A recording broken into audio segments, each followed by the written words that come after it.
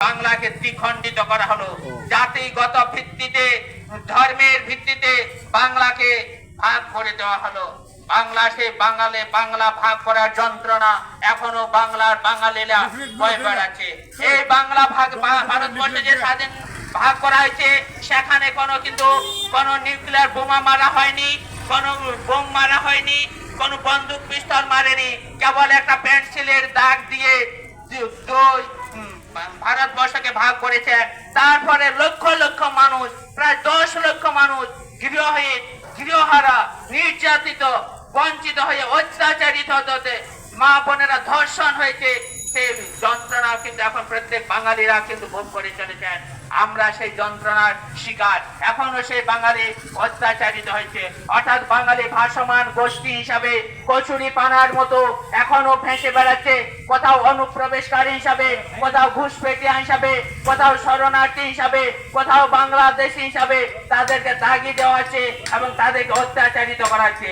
তাই সেই সমস্ত বাংলার বাঙালির অধিকারের দাবিতে আমাদের সংগ্রাম। সুধীবৃন্দ, আমি স্পষ্ট করে বলে দিতে চাই যে বাংলার অর্থনীতির সাথে যে সমস্ত মানুষেরা তাদের অর্থনৈতিক স্বার্থকে একাত্ম করে দেয় এবং এখানকার অর্থনীতির সাথে তাদের জীবন জীবিকাকে এক করে দেয়, তারাই বাঙালি।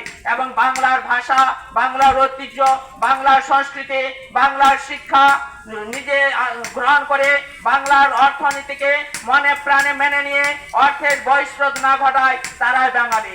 তাই শ্রী শ্রী প্রভাত রঞ্জন সরকারের যে সারা জাগানো যুগান্তকারী যুগোপযোগী এক অর্থনৈতিক দর্শন রয়েছে, প্রাউড দর্শন, প্রাউড মানে প্রগতিশীল উপযোগ তত্ত্ব, সেখানে সবাইকে তিনি বাঙালি হতে বলেছেন।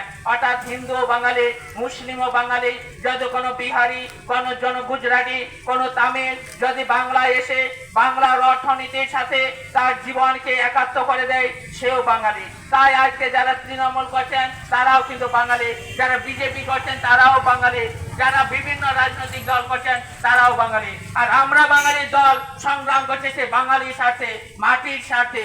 আপনারা দেখবেন যারা ইতিহাস রয়েছে, আজ পর্যন্ত বাঙালির কোনো